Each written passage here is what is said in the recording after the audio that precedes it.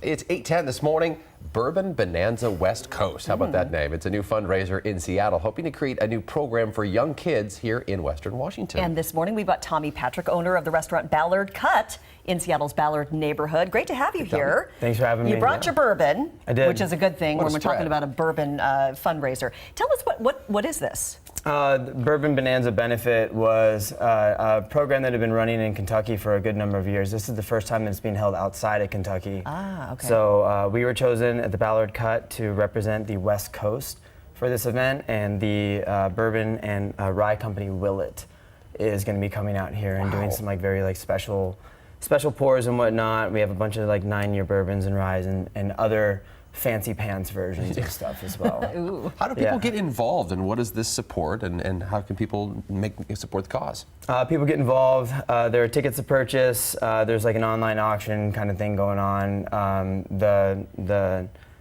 The money is going to be going towards a program that is coming out here via a person in Ann Arbor named Ballard, who is going to be part of the almost like minor leagues of soccer.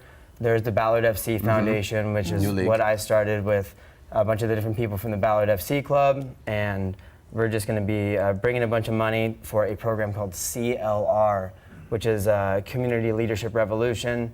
It kind of goes over emotional intelligence, racial equity, food awareness, and also financial literacy as well. Okay, and this is for kids. Okay. Since you have all this bourbon here, are you a bourbon expert? Do you know much about I mean, I've been called worse. bourbon? So, It's not a bad thing. no. I know you like bourbon. Yeah, right? I like all kinds of different bourbon. I mean, there's so much to like. It's such a wide variety. Yeah. What are some of the special selections here? So these are the 4 different recipes that Willet has for their different bourbons, referred to as their low rye mash bill, high rye mash bill, and then a couple of other special ones that they've had for a period of time.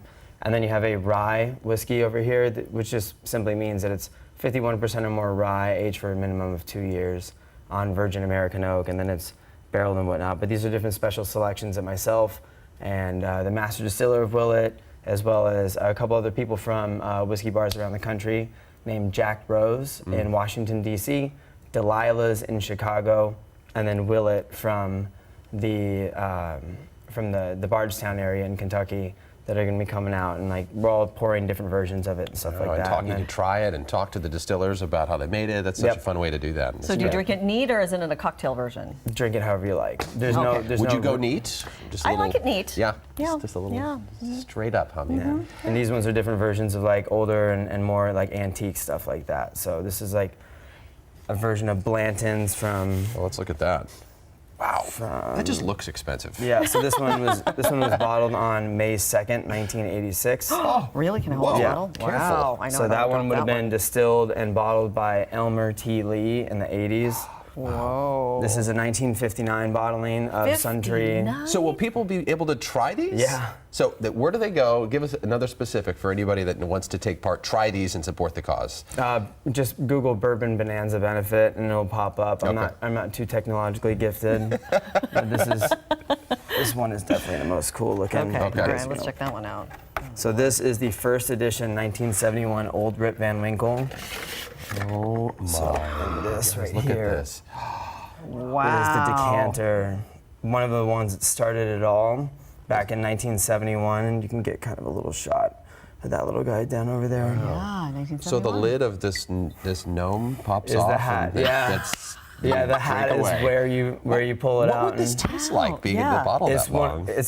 So there's a couple different theories of thought on this, just because you're not really going to be able to figure it out, because you can't compare A to B because of the problem of having time be a variable and that you can't turn it back. Such an unknown, yeah. So you're going to be able to go back and try these different bottles, but you don't actually understand what chemistry was affected by that amount of time being in a decanter like that. You know, so all these different things are wine, and they're all safe to drink and whatnot. But what a fascinating idea! It's very different. Fun event. So the website again, bourbonbonanza.com. Yeah. Learn more there.